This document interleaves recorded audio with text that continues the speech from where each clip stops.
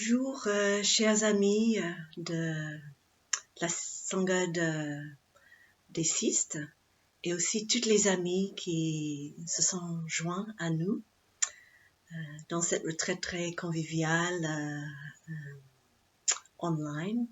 C'est quelque chose de très, très nouveau pour nous. Alors, je me présente encore une fois. Je suis Sœur Tam Moy. Je suis anglaise. Et en fait, je ne parle pas en ce moment de Village des Pruniers, mais je suis chez mes parents en Angleterre. En fait, moi aussi, j'étais confinée, je suis encore confinée ici. Ce qui se passait, c'est que juste avant le confinement, mes parents très très âgés, je crois que c'était mon père, il a eu un malaise, il a presque 95 ans. Et donc, c'était important de revenir en Angleterre pour être à ses côtés, pour soutenir ma maman, qui a bientôt 99 ans, et pour être avec eux. À ce moment-là, c'est sûr que je ne savais pas combien de temps j'allais rester, et j'ai même pris juste un billet aller simple, parce que j'avais aucune idée combien de temps j'allais rester avec eux.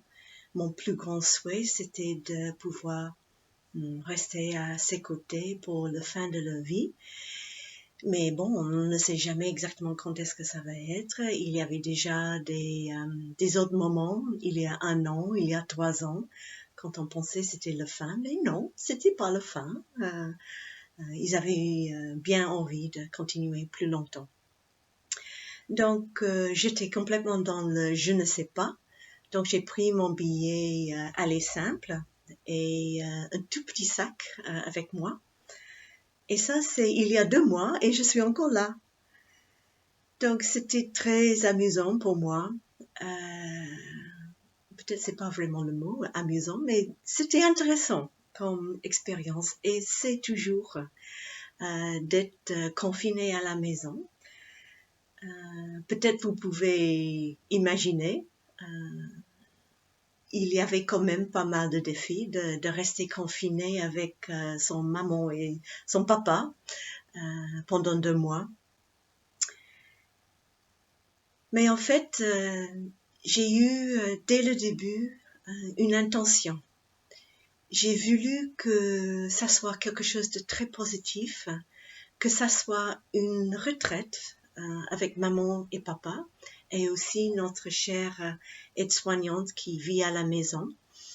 En fait, on a deux femmes qui viennent autour de rôle, une pendant 3 semaines et puis une autre pendant 3 semaines. Et donc, je les vois une après l'autre. Et donc, nous faisons un petit sangha de 4 personnes. Donc, comment ça se déroule, ma vie en confinement à la maison, dans notre petite sangha de 4 personnes. En fait, ça se passe avec beaucoup de joie. J'ai beaucoup de gratitude pour la pratique, pour Village des Pruniers, parce que j'ai pu toucher à travers des années de pratique avec la communauté, les joies d'être en communauté, de plus être moi toute seule, mais quelle joie c'est d'être avec des autres. Au village, bien sûr, on partage notre chambre avec au moins 2 ou 3 autres sœurs. Et pour moi, ça c'est tout à fait normal maintenant. Et j'ai touché vraiment les joies d'être en compagnie avec des autres. Et ici à la maison, je cuisine avec soit Marion, qui vient de Uganda, ou soit Charité, qui vient de Zimbabwe. Et nous cuisinons ensemble et dans la petite cuisine chez mes parents. Et nous dansons ensemble autour de la cuisine. Et pour moi, c'est une grande joie parce que tout d'un coup, c'est comme si je suis au village des Pruniers en train de cuisiner avec mes sœurs. Et et c'est drôle et c'est amusant et c'est très léger. Donc, qu'est-ce que je peux dire d'autre de ma vie en confinement? Peut-être une chose très importante que j'ai voulu dire, c'est comme j'ai un peu d'habitude de rester des périodes assez prolongées avec mes parents, quand il y avait aussi des problèmes de santé dans le passé.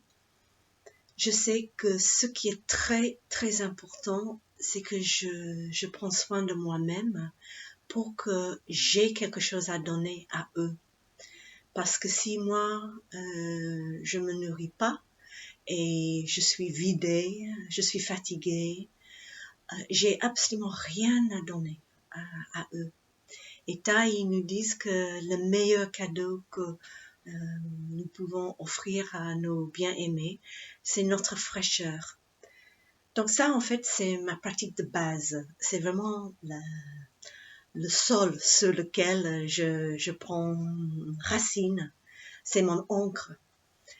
C'est de prendre soin de ma fraîcheur et ma solidité. Et comment je fais ça? Ça veut dire que je sais que c'est important de prendre les temps pour moi-même. Je sais que des fois, ça c'est difficile, souvent au monastère, dans les consultations, en particulier les femmes me disent que c'est très très difficile de faire ça. Elles se sentent égoïstes parce que nous les femmes, on nous dit depuis tout petit, il faut qu'on s'occupe des autres, il faut qu'on donne, il faut qu'on fait des sacrifices, on met les autres devant nous. En plus, les mères de famille, c'est comme ça. Mais j'ai appris que, comme je viens de dire, pour avoir l'espace pour donner aux autres, c'est très important de nourrir cet amour pour moi-même, pour cultiver ma fraîcheur, ma solidité et ma joie. Et comme ça, j'ai beaucoup d'espace pour rester auprès de mes bien-aimés. Donc, comment je peux cultiver ma joie? Pour moi, c'est drôle, mais au village des Pruniers, comme vous savez tous, nous avons un programme quotidien. Et ma vie dans la communauté, des fois, j'en ai marre de ce programme. Et je me dis, oh, je voudrais bien faire ce que moi j'ai envie de faire. Mais ce qui est drôle ici, chez mes parents, ici dans notre petit sangha de 4, j'ai envie d'un programme quotidien, une base, quelque chose de solide. Donc, juste pour expliquer un petit peu ma programme quotidienne. La première chose que j'ai fait quand je suis arrivée ici, c'est que je me suis fait un petit endroit qui est un petit chez moi où je peux sentir complètement en sécurité, une place de beauté, de fraîcheur, où je serais très très contente d'entrer dans ce lieu tous les jours pour pratiquer mon assise. Et j'ai la grande chance que dans le jardin ici, il y a un petit cabane que mes parents ont construit. C'est un lieu où eux, ils aimaient bien s'asseoir au soleil, prendre un thé l'après-midi. Maintenant, ils ne peuvent plus faire ça. Mais il y a ce petit cabane dans le jardin. Et là, j'ai transformé cette cabane pour être mon zendo, là où je peux pratiquer tôt le matin. Donc le matin, je vais là-bas et ça est devenu vraiment ma petite salle de méditation.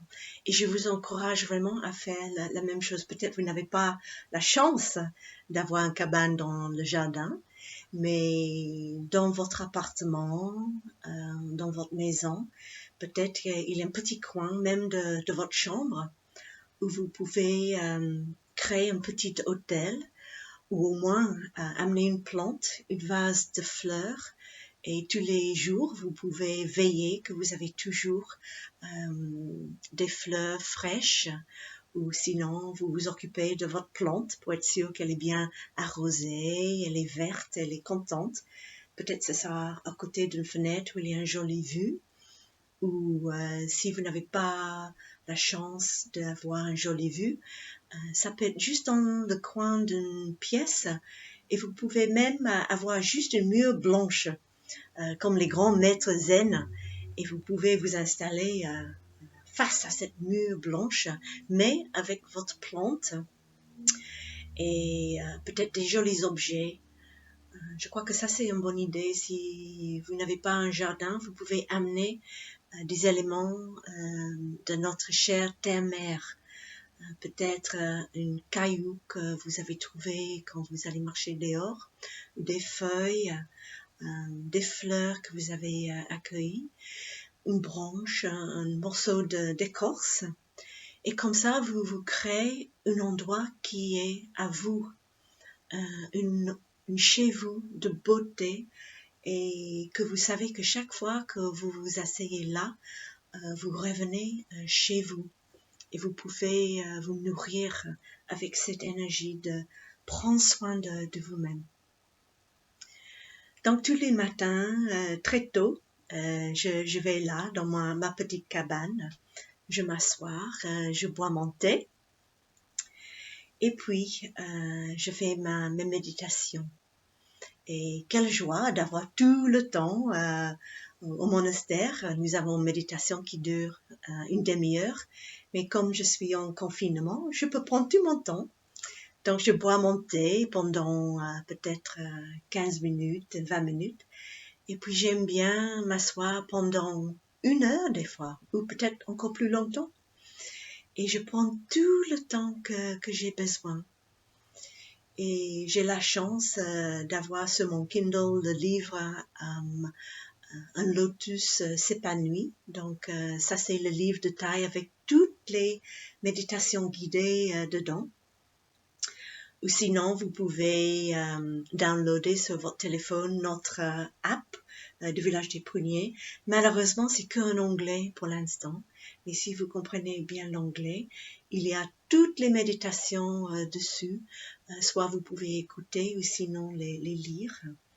Et donc ça c'est un grand soutien. Ou sinon vous pouvez simplement s'asseoir et écouter les oiseaux le matin, revenir à votre respiration et pratiquer l'assise, de prendre soin de votre corps, vos tensions, vos émotions et bien sûr les pensées. C'est ça que je fais tous les matins.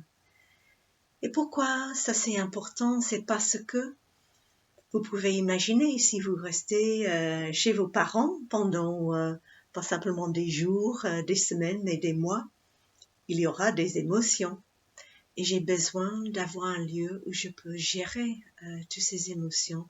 Je peux prendre soin de ces émotions et je peux offrir de la compassion à moi. Je peux prendre soin de mon enfant intérieur qui en a marre d'être à la maison avec mes parents. Elle préférerait aller dehors et jouer, mais non, malheureusement, on doit rester ici. Donc, je prends soin d'elle. Donc, c'est un moment où je laisse monter beaucoup de choses et je prends soin de ces choses. Qu'est-ce que c'est merveilleux d'avoir le temps de faire ça, d'avoir le temps de prendre soin de nous-mêmes.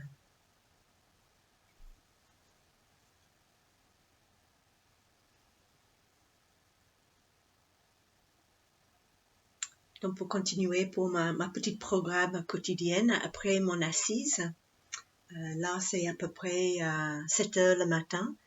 Et donc, je vais aller dans la chambre, là où il y a ma maman, mon papa, pour voir si elle est déjà éveillée. Ma maman, elle est à l'idée, elle ne peut plus se lever. Et donc, j'aime bien aller la voir le matin. Et c'est pas toujours facile pour elle, comme on peut tous imaginer. C'est pas facile d'être coincée dans le lit. Mais ce qui est merveilleux, j'ai trouvé que quand elle se réveille le matin, c'est un moment délicieux que je passe avec elle. Elle se réveille, elle est comme un enfant. Et donc, je la prends dans mes bras et je dis, oh maman, bonjour, comment vas-tu? Je lui donne une grande étreinte. Et même si ma maman ne s'intéresse pas du tout dans la pratique, mais une chose qu'elle retient très bien, c'est l'étreinte de Village des Pruniers, où on fait un étreinte et on respire 3 fois. Une fois, on respire et on se dit, je suis heureuse que tu es là. Et la deuxième respiration, on se dit, je suis là pour toi. Et la troisième respiration, je me dis, bien sûr silencieusement à moi-même, où est-ce qu'on va être maman dans 100 ans? Et bien sûr, je me rends compte que dans 100 ans, tous les deux, on va être la poussière, on va être la terre, on va être complètement composté quelque part. Et quel dommage qu'on va plus pouvoir être ensemble comme dans ce moment. Donc, d'un coup, j'ai la joie d'être présent, que tous les deux nous sommes vivants ensemble tout de suite maintenant. Et ça me donne beaucoup de joie. Et puis, on fait une petite conversation, on raconte nos rêves, comment on a dormi. Et ce qui me nourrit beaucoup, c'est qu'elle a ses yeux grands ouverts comme un enfant, plein d'émerveillement. Et je touche quelque chose de tellement merveilleux de ma maman, avant que toutes les difficultés de la journée va commencer. Et donc, ça me nourrit énormément. Et puis, si mon papa, il est réveillé, je vais dire aussi bonjour, mais c'est pas souvent le cas. Lui, il aime bien dormir. Merci mon papa. Il m'a donné un grand cadeau, c'est la capacité de savoir bien dormir. Mon papa, il peut dormir n'importe comment, n'importe où, très profondément. Et merci mon papa. Il m'a donné ce cadeau. Donc, je le laisse dormir. Après, je vais aller marcher. Merci Thaï pour nous donner ce cadeau de la marche méditative. En fait, le matin, j'aime bien marcher assez rapidement parce que je vais marcher, même dans le confinement, on a cette possibilité de sortir 1 heure pour marcher. Et j'aime bien aller tôt le matin, entre 7h, 7h30. Et juste à côté de chez moi, il y a une forêt. Et c'est là où j'ai joué quand j'étais enfant, parce que cette maison, c'est là, je passais toute mon enfance. Et je vais aller marcher là. Et oh là là, qu'est-ce que je peux me nourrir dans cette forêt. Il y a tous les souvenirs de quand j'étais enfant, et j'ai joué là, dans les ruisseaux, dans la rivière, dans les champs, autour des arbres. J'ai grimpé dans les racines. J'ai grimpé dans les arbres. Et quand je marche, je rencontre mon enfant intérieur qui est tellement contente d'aller avec moi tous les jours dans la forêt pour revisiter ce lieu. Et ce matin même, je suis allée et maintenant qu'il fait beau le matin, il fait bien chaud, je me suis fait un bâton là-bas que je garde dans un coin, un bâton de, comment on appelle ça, de noisetier. Donc c'est un long bâton et c'est comme les bâtons qu'on utilise au village des Pruniers en bambou, mais moi j'en ai une en noisetier et je fais des exercices de bâton là, dans la forêt. C'est merveilleux de rester au soleil, très calme le matin, face au soleil avec les oiseaux qui chantent autour. Et je fais mes exercices de bâton. Comme ça, je suis en connexion avec le village. Et puis après ça, je retourne Et ah oui, il faut que je vous raconte une chose, c'est que j'ai trouvé des très très très bons amis dans la forêt. Sont des chênes, que je peux même pas mettre mes mains tout autour. Je crois que doit être les chênes qui ont 200, 300 ans. Et je mets mes bras autour pour les donner une étreinte tous les matins. Et ça me donne tellement de solidité. Quand je raconte à ma maman, elle m'a dit, qu'est-ce que tu vas faire dans la forêt? Et je dis, je vais aller visiter mes amis. Ah, c'est qui vos amis? Et je dis, sont les chênes. Et elle a dit, et qu'est-ce qu'ils vont te dire? Et j'ai dit, oh là là, les chênes, ils vont me dire que elles ont tout vu. Parce qu'elles sont là depuis 200 ans, 300 ans. Et récemment, j'ai lu que les chênes prennent 300 ans pour entrer en vie, 300 ans encore pour vivre, et encore 300 ans pour mourir. Donc, quand je les donne une étreinte, je me sens tout petit. Je me sens qu'ils sont vraiment mes ancêtres, que je suis tout petite. Et ces chênes, est-ce que c'est une chaîne ou un chêne? Je ne sais pas, peut-être une chaîne. Cette chaîne, c'est comme un grand-père pour moi. Je donne un grand étreinte, je mets mon cœur contre le tronc et quand j'inspire toute la force de la chaîne, toute la solidité de la chaîne. Et quand j'expire, je lâche tous mes soucis. Quand j'inspire toute cette solidité, cette force de la vie. Et quand j'expire, je lâche tous mes soucis, toutes les je ne sais rien, je ne sais pas qu'est-ce qui va se passer. Je lâche ça parce que je me sens tout petit devant ces chaînes qui sont là depuis des centaines d'années. Et ça me donne beaucoup de solidité. Donc après, je rentre à la maison. Et si j'ai pas fait mes exercices de bâton, bon, je vais faire un petit peu de yoga ici, parce que c'est très bien de prendre soin de mon corps, parce que je vois il y a pas mal de tensions qui commencent à monter, le fait d'être ici en confinement. Donc je fais de l'exercice pour aider à lâcher toutes mes tensions. Et puis je prends mon petit-déj avec mes parents. Donc ça c'est un moment très convivial. Je prends mon petit déjeuner avec eux tout ensemble. Et c'est un moment très très sympa.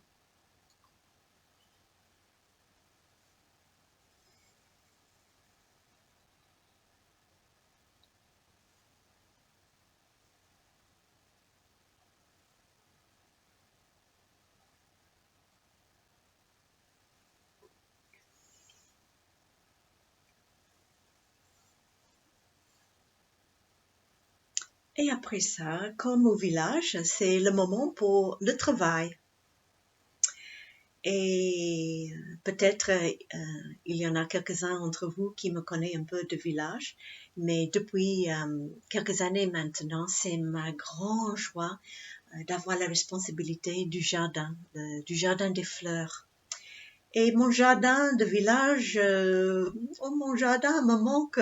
Toutes mes petites fleurs, mes petites graines, ça me manque beaucoup. Donc je me suis dit, bon, la planète, c'est un grand jardin, donc je vais jardiner ici, dans un autre petit coin du jardin. Et c'était drôle au début de commencer à jardiner dans le jardin de mes parents. J'avais beaucoup de résistance. Non, je veux pas jardiner dans le jardin de mes parents. C'est pas comme moi, je voulais bien faire un jardin, c'est un style différent. Mais en fait, je me suis mis et tout de suite, je touche le bonheur dehors.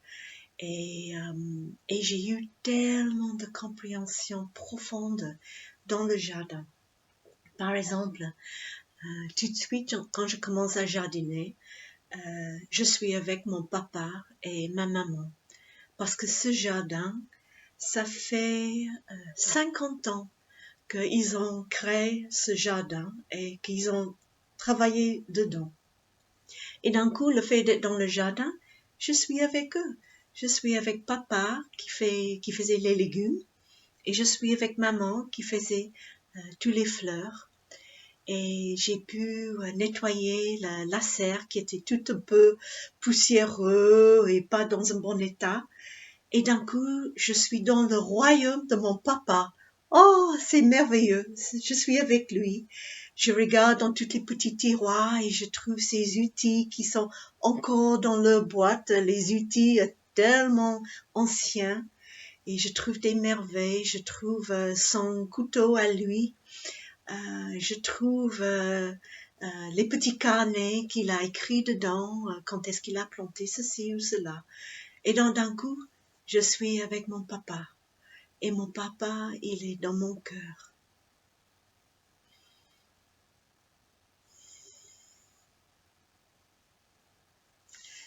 Donc je sais que je suis la continuation de mon papa. Et toute la matinée, je jardine avec mon papa. Et bien sûr avec ma maman aussi. Et je vais désherber, je vais découvrir toutes ces plantes qu'elle a plantées. C'est une merveille. Et puis une autre compréhension que j'ai eue qui m'a fait énormément de bien. Je sens qu'il y a la vulnérabilité qui est là. Donc je prends soin, je prends soin. Je pense à un cher frère Fabban, un frère américain. J'ai eu la chance de passer 3 ans dans un monastère, une de nos monastères à New York, Blue Cliff. Et lui, il était frère là-bas à cette époque-là. Et ce que j'ai adoré, c'est que chaque fois, il donnait un enseignement sur le Dharma. Il avait une outil très important avec lui et j'en ai la mienne à côté. C'est ma mouchoir. Il donnait toujours un enseignement avec son mouchoir parce qu'il pleurait toujours. Il a accueilli son vulnérabilité et j'ai eu beaucoup d'admiration avec lui pour ça. Donc moi, je suis que très jeune sœur, je suis pas enseignante de Dharma encore, mais j'ai voulu soutenir sœur Eleni pour cette retraite. Et donc, j'ai dit, moi, je peux faire un petit partage sur le confinement à la maison, parce que je le vis, hein, donc je partage vraiment de mon cœur. Donc voilà ma petite vulnérabilité, ça va. Je prends soin de mon cœur. Donc, je parlais du jardin. Donc, j'ai eu toujours un peu de rancune dans mon cœur aussi, pendant toute ma vie, parce que mes parents,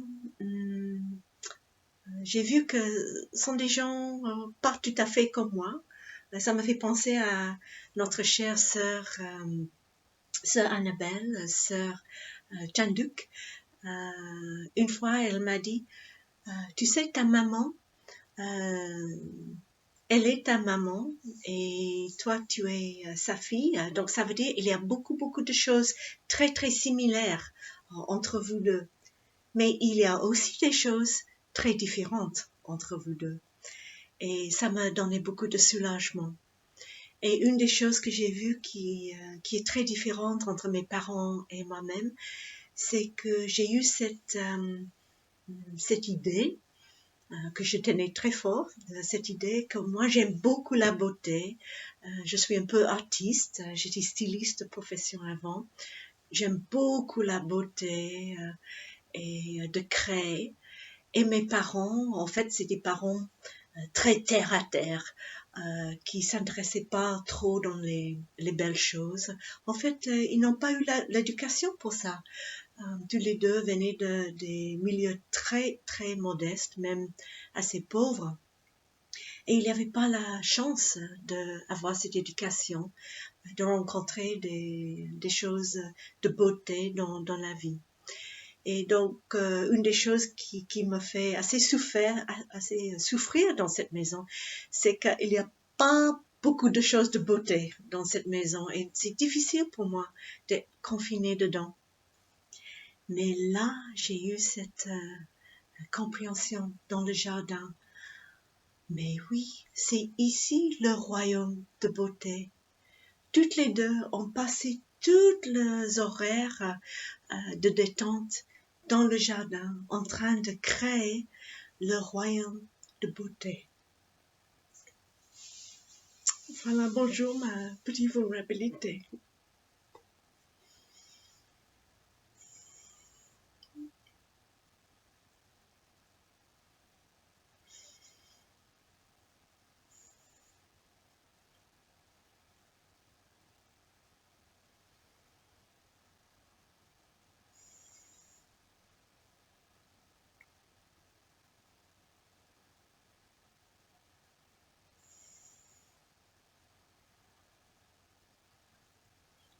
Je respire.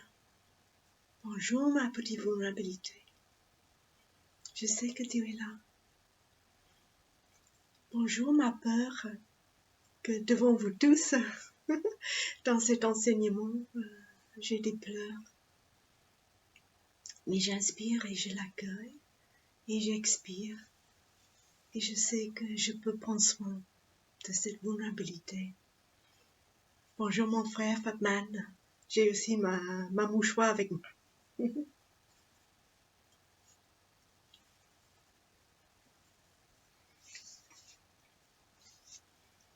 Donc pour continuer, après j'ai jardiné.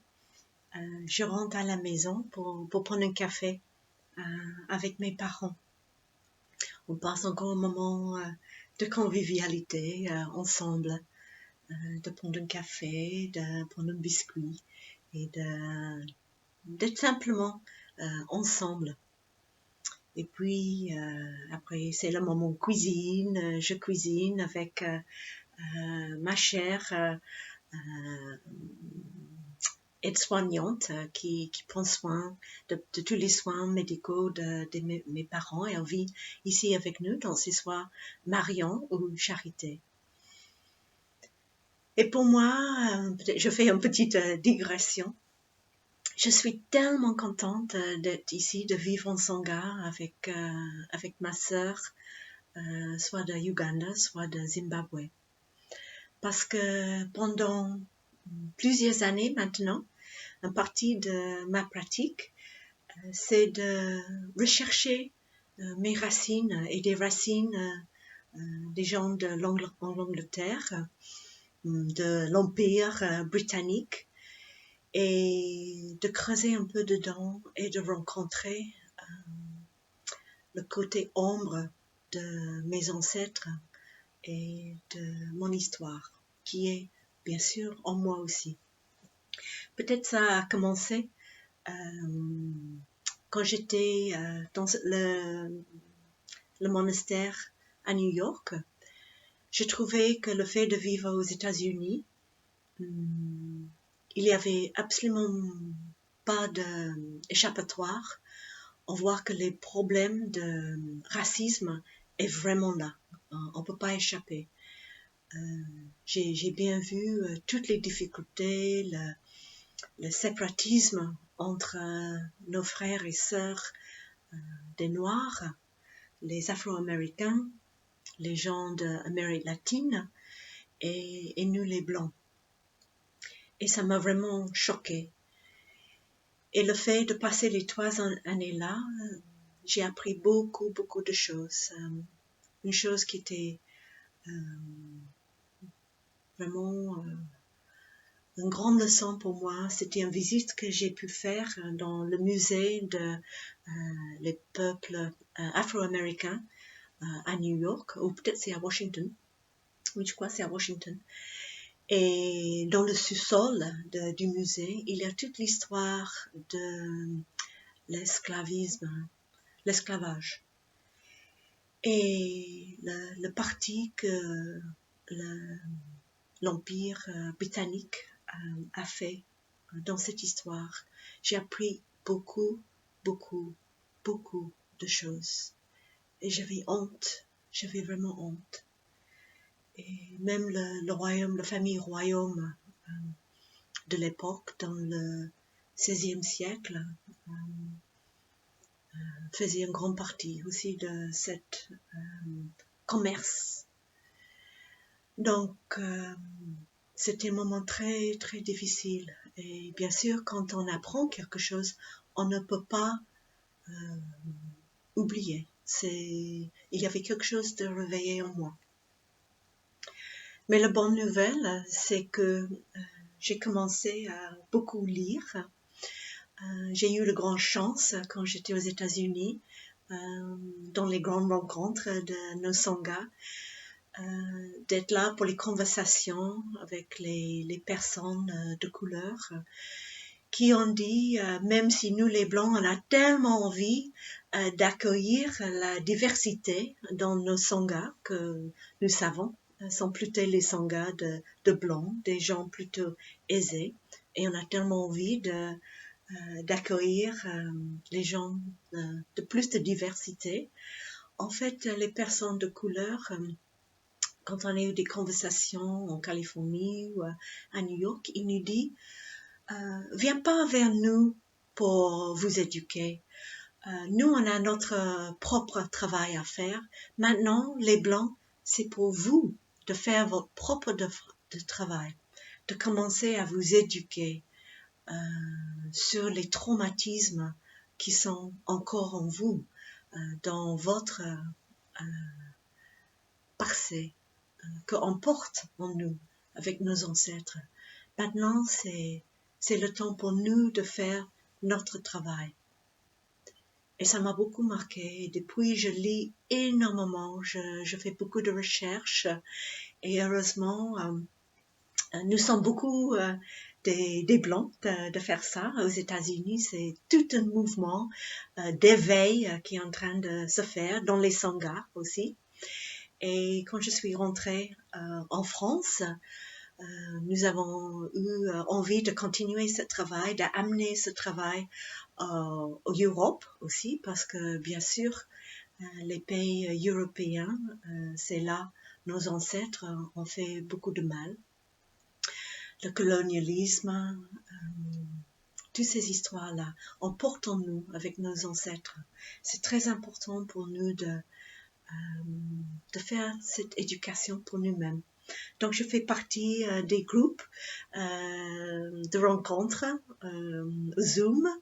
On a même fait notre première petite retraite à Vers-de-l'Eau cette année avec des personnes, des laïcs, des monastiques qui viennent de France, d'Angleterre, de Belgique, de Pays-de-Bas, d'Allemagne. Et on a eu la chance d'avoir quelqu'un qui vient d'Allemagne, un professionnel dans ce type de travail, qui nous a menés dans une petite retraite. Et on espère, notre grande aspiration, c'est d'un jour faire une retraite au village des Pruniers, ce sujet pour nous, des personnes blancs, de creuser dans notre histoire. Donc pour moi, d'avoir cette opportunité de vivre avec une chère sœur qui vient une les ex-colonies, je dis ça avec une grande lourdeur sur mon cœur, le Uganda et le Zimbabwe, que c'était Rhodesia avant, sont deux ex-colonies d'Angleterre où mes ancêtres ont fait des choses terribles, menées par la recherche d'argent, de richesse, de vouloir exploiter ces pays, de ramener les richesses en Angleterre, et beaucoup de cruauté. Et l'histoire est vivante encore dans ces pays. Et j'ai la chance de vivre aux côtés de mes deux sœurs, Charité et Marion, de devenir amie avec ces femmes et de rester présent quand les émotions montent en moi, d'inconfort, quand il y a des sentiments en moi de pouvoir, de privilège, de ces moments de sentir que elles sont les autres. Moi, je suis blanc, elles sont les noirs, autres que nous. Et je peux prendre soin de ces émotions. Et je fais mon mieux pour pratiquer avec ça, pour voir Charité et Marion comme vraiment mes sœurs, comme les femmes, des êtres humains qui ont leurs propres souffrances, leurs propres émotions, exactement comme moi, et nous sommes des sœurs ensemble. Et je prends soin de mes blessures, je prends soin de ces énergies d'habitude qu'on a bien explorées dans notre petite retraite, tous ces conditionnements que nous les Blancs, on a en nous, quand on est à côté des personnes de couleur, que malgré nous-mêmes sont là, malgré le fait qu'on veut être amis, on veut être sœurs et frères, tous ces conditionnements est là dans mon corps, dans mes cellules, dans mon cœur. Et sans la pratique, sans être dans la pleine conscience avec ça, je vais pas pouvoir les transformer.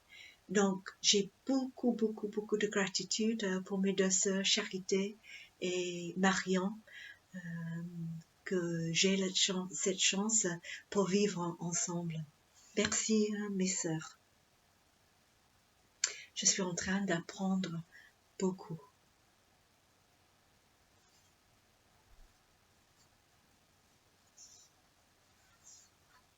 En fait, j'ai eu tout un programme pour ce partage. J'allais partager sur beaucoup de choses, mais je crois que peut-être je vais pouvoir partager que sur une journée et avec toutes les petites digressions. Mais ça va aussi, ça va. Je vais peut-être juste boire un gorgée d'eau. Comme j'ai pas pas amené une cloche avec moi en Angleterre, donc c'est ma pratique de trouver la cloche un peu partout. Donc maintenant, je vais trouver ma cloche de pleine conscience dans un gorgée de l'eau fraîche.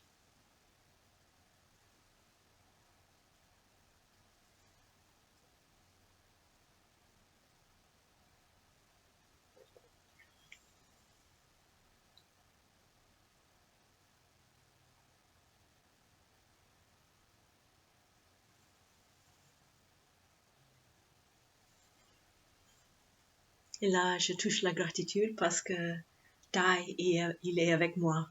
Je suis sûre, vous avez tous vu les enseignements avec Tai et quand il prend un verre de thé,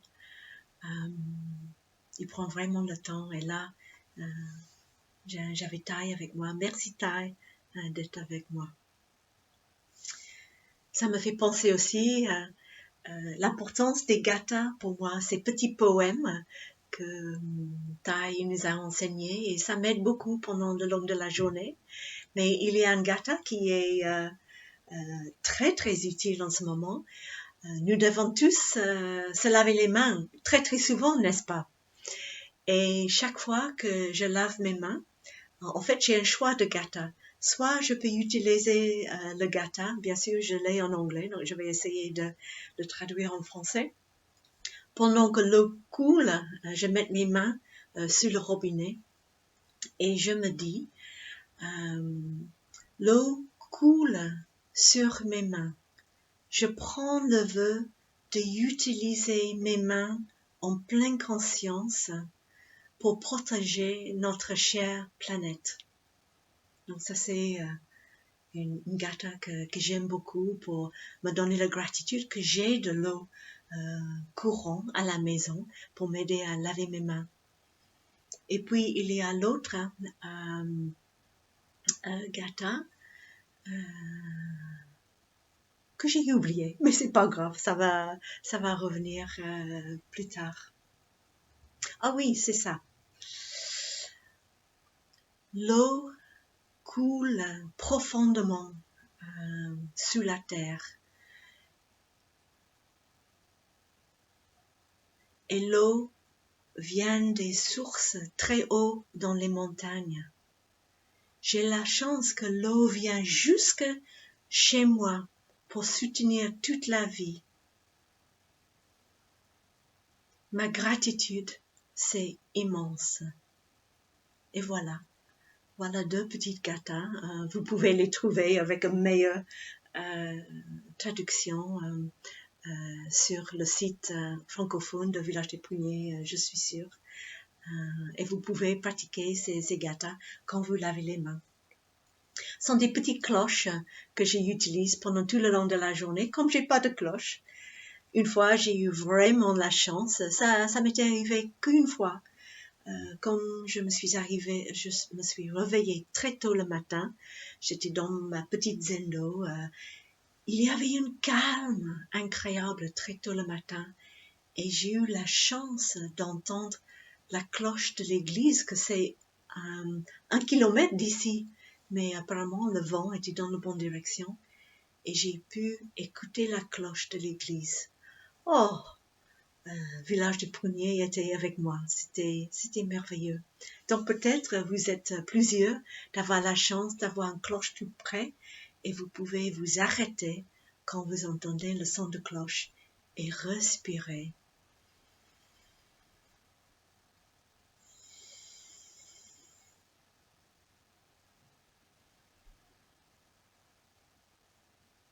Et de lâcher toutes vos tensions et revenir à votre respiration et avec votre corps.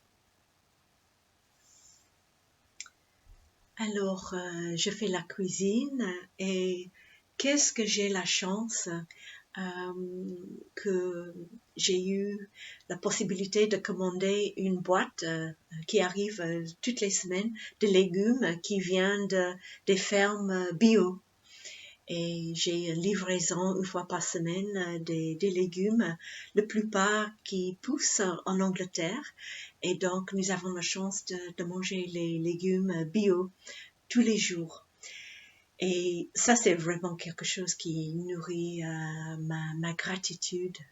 C'est merveilleux, c'est vraiment merveilleux. Donc, j'espère que quelques-uns de vous ont la chance aussi de manger des légumes bio. Parce que ça peut vraiment arroser les graines de bien-être et de gratitude. Je sais que payer un peu plus cher pour notre nourriture, pour manger bio, c'est vrai que c'est plus cher. Mais pour moi, comme j'ai la possibilité, merci maman, merci papa, c'est eux qui payent. Comme j'ai la possibilité de payer ce petit supplément, je sais que je soutiens les fermiers bio en Angleterre. C'est pas facile pour eux de soutenir les fermes bio. Eux, ils ne reçoivent pas toutes les bourses, le gouvernement, les subventions. C'est beaucoup plus difficile. Ils ont beaucoup plus de soucis que les autres fermiers. Et déjà, c'est un métier qui est pas facile. Et donc, j'ai vraiment envie de les soutenir. J'ai envie de les soutenir parce que eux, ils ont pris la décision de protéger notre terre-mère, de vraiment faire le mieux. Et moi, j'ai envie de les soutenir dans cette démarche. Bien sûr, j'ai envie d'avoir la joie de célébrer la vie quand je mange bio, de goûter les goûts qui sont plus forts, les carottes qui ont la possibilité d'être une vraie carotte, qui n'ont pu eu les pesticides, les herbicides, qui ont pu grandir comme une vraie carotte en liberté d'être lui-même. Et je goûte cette goût de carotte et j'ai vraiment la joie de manger tous ces aliments bio à la maison. Donc, après le repas, je fais une partie qui est très très important et j'espère que vous pouvez le pratiquer aussi. Et ça, c'est le repos, de prendre une sieste. J'espère que vous avez la possibilité de faire ça. Et l'autre jour, j'ai lu quelque chose qui m'a très profondément marqué parce que je ne sais pas si vous êtes comme moi. Et moi, je suis beaucoup dans le faire. J'adore faire des choses, jardiner, cuisiner, apprendre des choses. Et si je fais pas gaffe, je peux être dans l'affaire toute la journée. Et cette confinement, j'ai pris le vœu au début, je veux que ça soit une retraite. Je veux que ça soit une opportunité pour entrer plus dans l'être. Est-ce que je peux vraiment toucher l'être en moi, de faire des pauses pour me reposer, pour revenir à mon souffle, d'arrêter, de faire l'arrêt. Donc, la phrase que j'ai lue d'un poète, David White, c'est en anglais, donc je dois le traduire.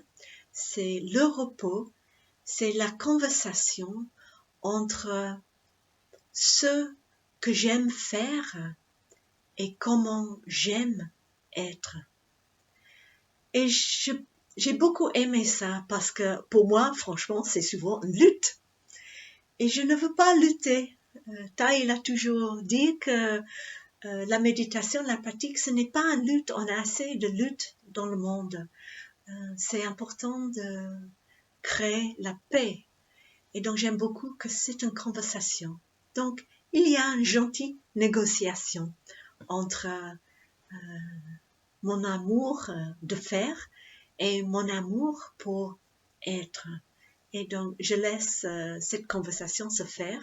Je laisse de l'espace pour les deux côtés et je laisse faire, je laisse créer un équilibre entre les deux. Donc, je fais ma sieste. Je voudrais bien raconter une petite histoire parce que je sais que des fois, c'est difficile de s'accorder ce moment. Souvent, on se dit, oh non, c'est égoïste, je dois faire autre chose. Je vais sentir coupable de prendre ce moment de repos. Et une fois, il y a longtemps maintenant, quand mes parents étaient plus jeunes, ils avaient la possibilité de encore aller en vacances. On allait en vacances ensemble avec ma sœur de sang aussi. Et tous les jours, je disais, bon, je vais prendre ma sieste après le déjeuner. Et eux, ils étaient affolés. Quoi? Vous allez dormir? Mais c'est pas possible. On va aller voir les sites historiques, on va aller faire du tourisme, on va aller faire ceci, cela, on va aller visiter ici, à droite et à gauche. Et je dis, bon, mais c'est très bien, vous le faites et je fais rendez-vous pour plus tard, mais moi, j'ai besoin de ma sieste. Et je faisais ça. Et en fait, c'était drôle parce que, à peu près au milieu de vacances, mes parents et ma sœur commençaient à dire, bon, mais peut-être nous aussi, on va faire une sieste. Et le fin de les vacances, en fait, nous tous, on faisait la sieste. Et mes parents et ma sœur, en fait, ont touché cette possibilité de se reposer, cette permission de s'accorder un moment pour reposer. Au village, en ce moment, pas en ce moment malheureusement, nous sommes fermés, mais dans les dernières années, ce qu'on constate, c'est que quasiment tout le monde, tout le retraitant qui vient chez nous souffre de manque de sommeil. Et c'est le monde dans lequel on vit. Ça va de plus en plus rapidement. On a beaucoup de choses à faire. On doit aller plus vite. Et c'est très difficile à s'accorder ce moment de repos. Et ce que je trouve merveilleux de ce moment de confinement, c'est qu'on a du temps. Bon, bien sûr, quand je dis ça, je sais qu'il y a des parents à la maison, confinés à la maison avec des enfants. Et peut-être c'est très très difficile pour vous d'avoir le temps pour vous-même. Vous devez s'occuper des autres personnes. Et c'est difficile à trouver ce moment. Et peut-être il y en a entre vous aussi qui travaillent, les professionnels de santé, que vous travaillez plus que jamais. La femme de mon neveu, elle est infirmière et elle travaille énormément, des horaires très très longues. Et elle a 3 enfants aussi à la maison. Donc, je sais que c'est tout un jeu de jonglage de s'occuper d'elle-même. Et donc, je m'incline profondément devant vous, les professionnels de santé, les enseignants, de tout le monde qui travaille dans les postes clés pour que nous, on peut rester à la maison. Donc, je vous remercie beaucoup. Et j'espère que vous pouvez trouver des moments dans la journée. Je vous encourage d'être très, très créative, de trouver des petits moments dans les journées pour toucher ce repos. Je sais que ça aussi, ça fait partie de notre pratique. Quelques-uns de nous, on a la chance d'avoir une sieste, mais sinon, pendant tout le long de la journée au village des Pruniers, une partie de notre pratique, c'est de trouver des moments de repos dans les actions de la journée. Donc même quand on marche, quand on va aller aux toilettes, donc on va marcher de notre chambre jusqu'à la toilette, on peut faire un repos avec chaque pas. Chaque fois qu'on passe notre poids d'un pied, et puis l'autre pied, et puis l'autre pied, on a besoin de penser à rien. En fait, notre corps sait très bien comment se diriger d'ici jusqu'aux toilettes, ou d'ici jusqu'à notre bureau, ou d'ici jusqu'à l'autre bureau, ou jusqu'à la photocopieuse. Oui, nous, on sait très bien comment y aller. Le corps sait bien faire ça.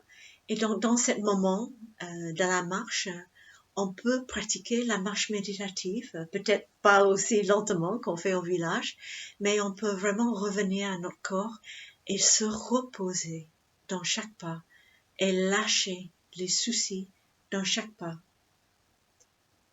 Ou sinon, peut-être si on doit téléphoner et il y a le répondeur et on doit attendre et écouter ces messages ou la musique, et des fois c'est un peu irritant de devoir attendre et écouter, et on peut décider, tiens, c'est un moment de repos, et puis on peut simplement revenir à notre respiration, et j'inspire, j'écoute la musique, et j'expire, et j'ai beaucoup de gratitude parce que c'est un moment de repos dans ma journée très plein.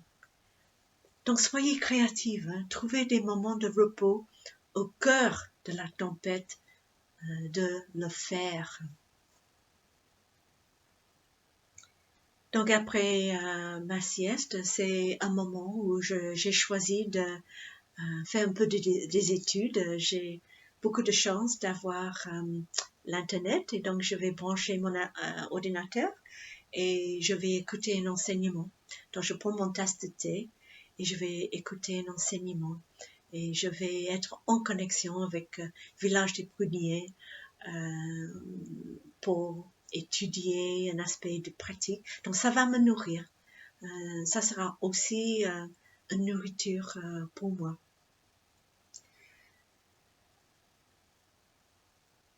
Pendant je touche ce sujet de nourriture, en fait c'était ça que j'ai voulu parler comme thème de cette partage. Donc peut-être je vais juste toucher dessus très brièvement.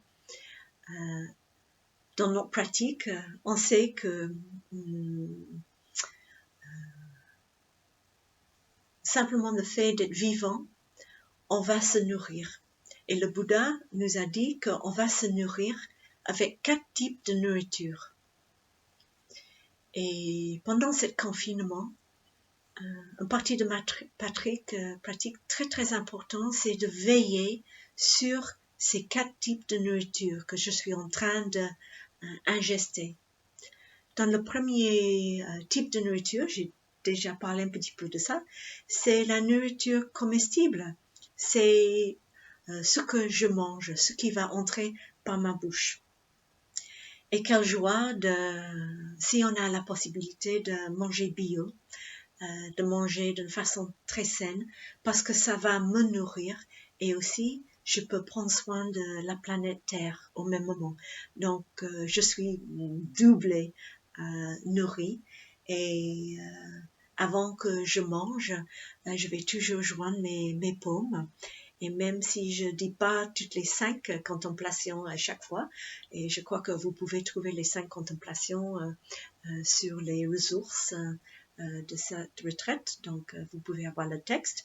Je dis toujours juste la première ligne où je reviens à moi-même, ma respiration, et je touche la gratitude avant que je mange.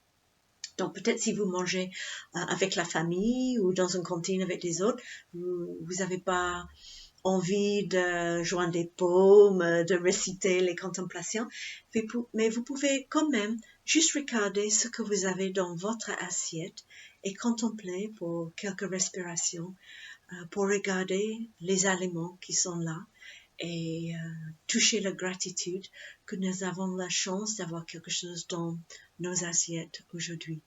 Donc ça, c'est la première nourriture. Et la deuxième nourriture, c'est tout ce qu'on ingeste par nos sens.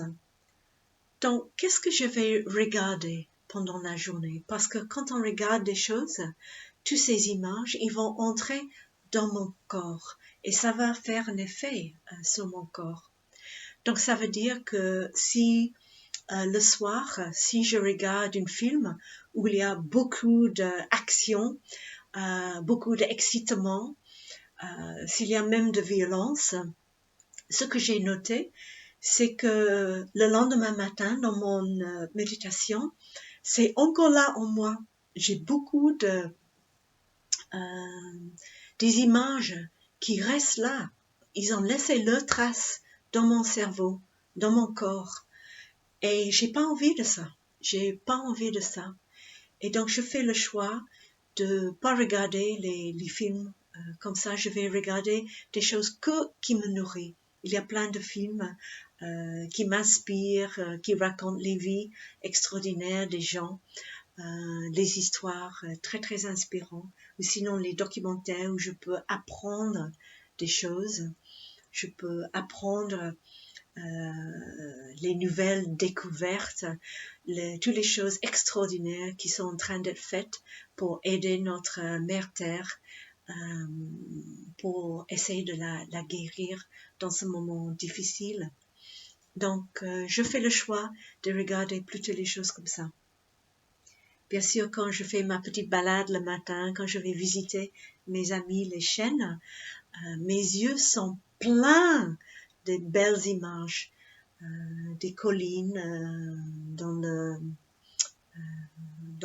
paysage, la rosée, le soleil qui brille dans les gouttes de la rosée, les fleurs pendant les saisons qui commencent à apparaître. Vraiment, mes yeux sont remplis avec les merveilles de la terre. Le visage de ma maman, quand j'ai dit le matin, comme un enfant, je regarde profondément de ses yeux d'enfant, les yeux limpides de ma maman, et ça me remplit de joie. Donc, vous pouvez tous faire attention sur quoi vous regardez avec les yeux. Et puis, les oreilles. Qu'est-ce que vous écoutez le long de la journée? Pour moi, j'ai fait le choix d'écouter les infos qu'une fois par journée, pendant une demi-heure à 18 heures. J'écoute les infos qui durent une demi-heure. C'est terrible, hein? Les infos parlent que de la mort. C'est vraiment waouh. Et donc, c'est important qu'on pense soin de ça. Donc, c'est très important de surtout pas ingester les infos tout le long de la journée. Donc, si c'est possible pour vous de arrêter des posts de télé, arrêter les posts de radio, de vraiment limiter les infos. C'est important, bien sûr, de rester informé, mais on n'a pas besoin d'écouter ça 10 fois par jour. Une fois, ça suffit.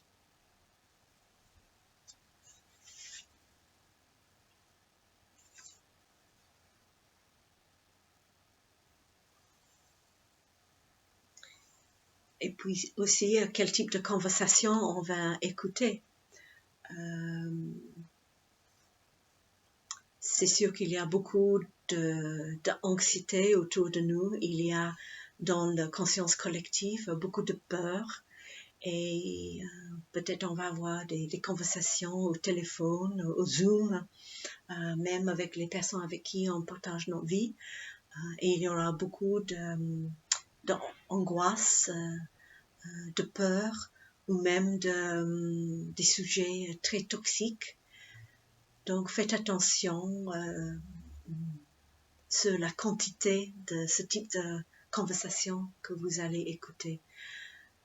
Quand nous avons créé de l'espace à l'intérieur de nous, de solidité avec notre pratique, on peut être là pour les autres. Comme j'ai dit au début, je prends soin de moi-même pour que je peux conserver ma fraîcheur, je peux conserver ma solidité pour que je peux être là pour les autres, pour écouter.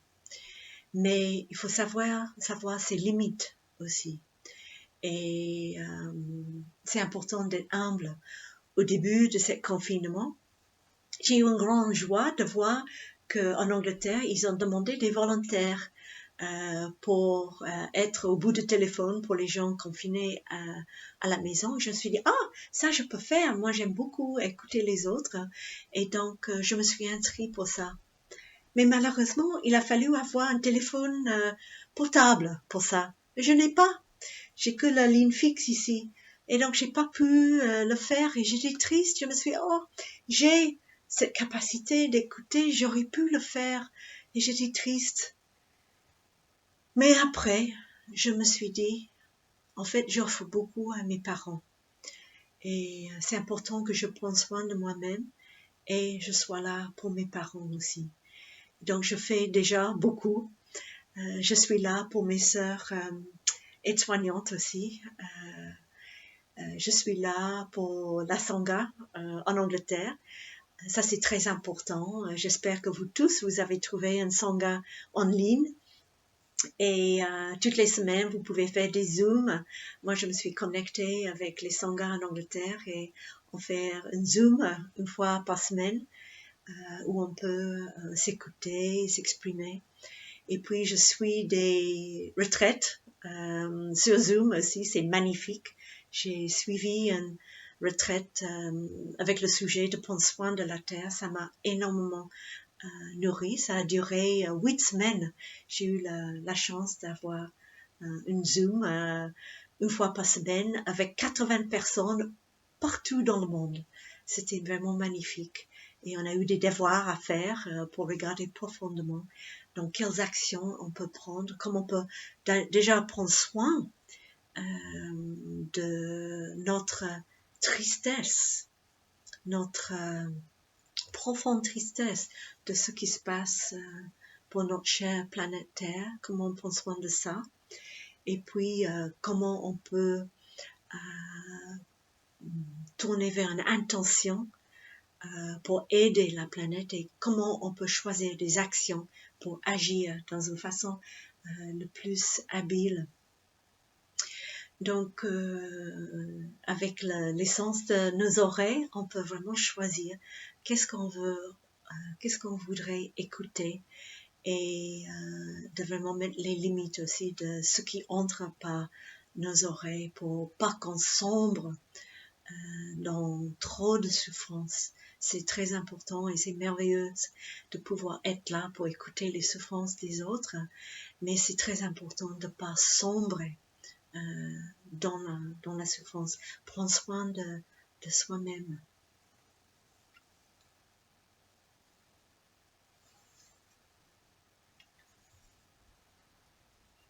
Et puis le troisième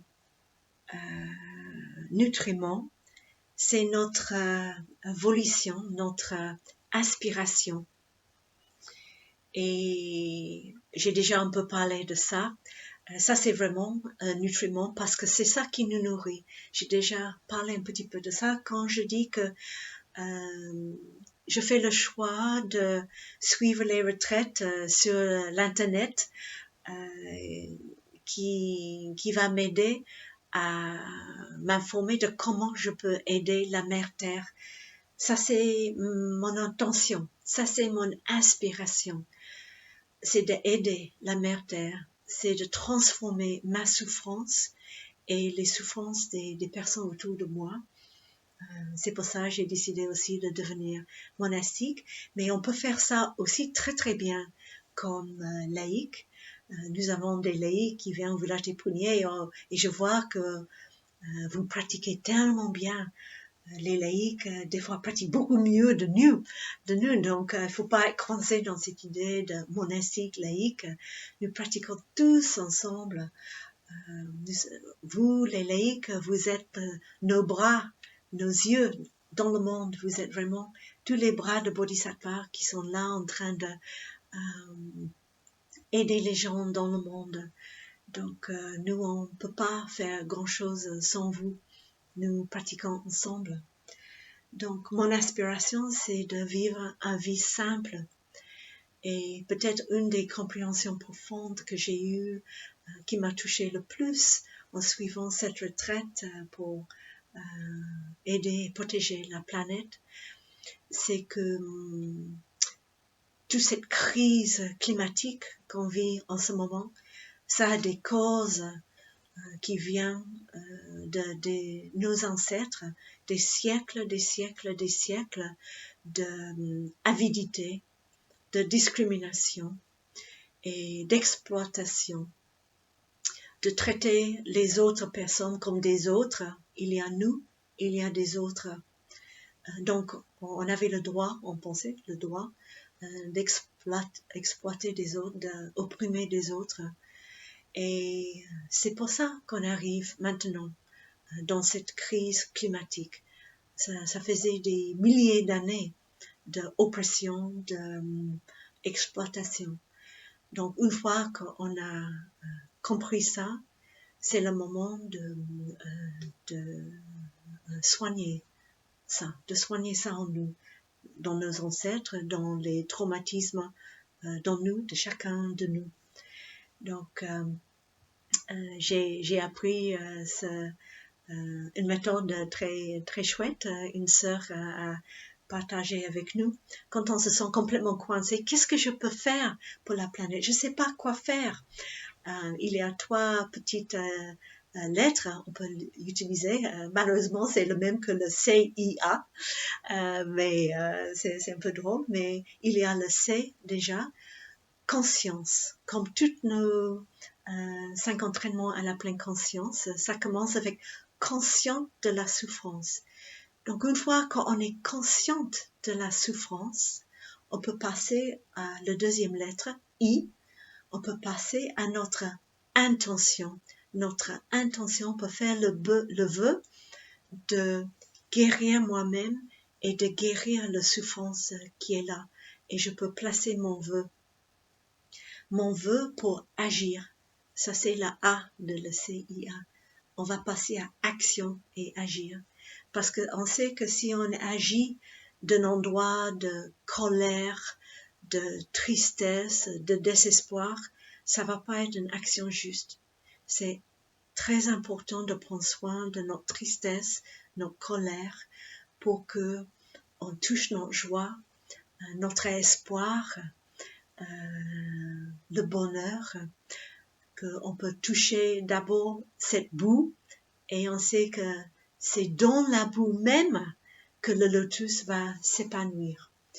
Donc, c'est important que nous avons la boue, qu'on la reconnaître, toute la souffrance, pas trop de boue. Et comme ça, on va cultiver le lotus de transformation.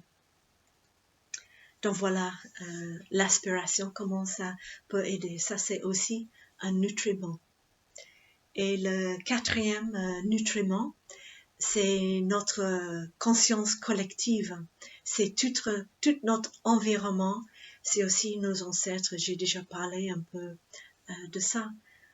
J'ai déjà expliqué un peu comme le fait de creuser un peu dans nos histoires d'ancêtres. J'ai parlé un peu de le côté ombre. Mais bien sûr, la bonne nouvelle, c'est qu'il y a le côté soleil aussi. Quand il y a le désespoir, quand il y a la maladie, je peux regarder dans tous mes ancêtres et regarder leur force d'endurance. Mes ancêtres paysannes, mes ancêtres qui travaillaient la terre, qui ont dépassé les moments difficiles, les moments de guerre, les moments de pauvreté, en Angleterre, même les difficultés d'avoir assez de manger. Et mes ancêtres, ils ont eu les forces de dépasser les moments difficiles. Chacun de nous, on a des ancêtres, les ancêtres qui étaient malhabiles peut-être, mais aussi des ancêtres qui avaient des habiletés extraordinaires. On a tous les ancêtres qui étaient des personnes avec des qualités extraordinaires, qui ont su pratiquer, même si ils n'ont jamais eu la chance de rencontrer les grands enseignants, mais on a tous les ancêtres qui ont pu rencontrer les sagesses ancestraux et qui ont su être là pour les autres. Et toutes les qualités merveilleuses de nos ancêtres sont en nous. Et donc, on peut toucher les forces, la sagesse ancestraux qu'on a chacun en nous. Et comme ça va nourrir notre joie, notre espoir. Donc, je crois que j'ai quasiment fini cet enseignement. Je viens vers la fin de ma journée. J'ai commencé avec ma pratique quotidienne et après le dîner, le soir, convivial, je passe un moment convivial avec mes chers parents. Une grande pratique pour moi pendant ce moment de confinement avec mes parents très âgés. Bien sûr, c'est l'impermanence. Donc, je sais que c'est important de ne pas attendre quand on est près des parents, des personnes âgées, les personnes vulnérables. N'attendez pas. C'est important qu'on peut passer des moments merveilleux ensemble. On peut partager la joie. Même si on n'est pas avec eux, on peut les écrire une lettre d'amour à tous nos bien-aimés. On peut utiliser le temps de confinement, d'envoyer une lettre d'amour, d'arroser toutes leurs qualités, les belles qualités qu'ils ont, toutes nos appréciations, toutes les belles choses qu'on apprécie dans les membres de notre famille, nos bien-aimés autour de nous. N'attendez pas parce que on ne sait jamais combien de temps on a avec nos bien-aimés. Donc prenez ce temps d'écrire cette lettre d'amour où on commence avec toutes les choses qu'on apprécie dans l'autre. Et puis la deuxième partie, c'est qu'on peut exprimer nos regrets. Si jamais on a dit des mots un peu difficiles ou si on a oublié de prendre soin de cette relation, on peut dire « Chère maman, cher papa, je suis désolée, j'aurais pu faire mieux et je prends le vœu maintenant de vraiment faire mieux pour cette relation. » Donc maintenant, c'est le moment de réconciliation avec tous nos bien-aimés. Et vous pouvez trouver plus d'informations sur les réconciliations sur le site de Village des Pruniers ou dans les livres de Thaï. Et puis, ma dernière pratique pour la journée, c'est est-ce que je peux permettre la journée de finir? Nous avons tous cette énergie d'habitude de vouloir faire encore une chose de plus. Oh, je vais juste regarder ça de plus ou encore lire un chapitre. Mais est-ce qu'on peut permettre la journée de se terminer et pour aller se reposer. Une chose que je souviens toujours d'un grand frère, il a dit que la journée commence le soir avant. Donc c'est la façon qu'on passe la soirée qui va avoir un effet énorme sur le lendemain matin.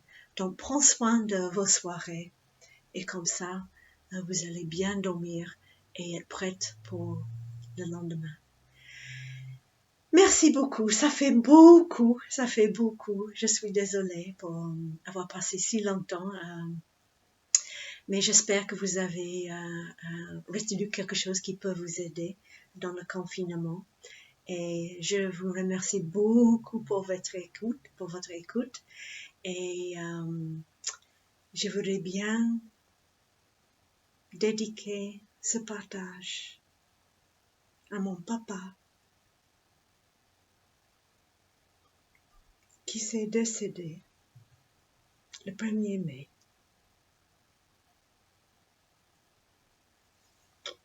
Et j'ai pu donner cet enseignement avec mon papa aujourd'hui. Mon papa, il est parti paisiblement avec maman qui prenait sa main et ma sœur qui apprenait l'autre main. Et moi, j'étais là en train de masser ses pieds. Il est parti paisiblement, en paix. Et j'ai une dédicace de cet enseignement pour lui et toutes les autres personnes qui va partir. Je souhaite qu'il peut partir en paix, en tranquillité. Nous allons écouter 3 sons de cloche.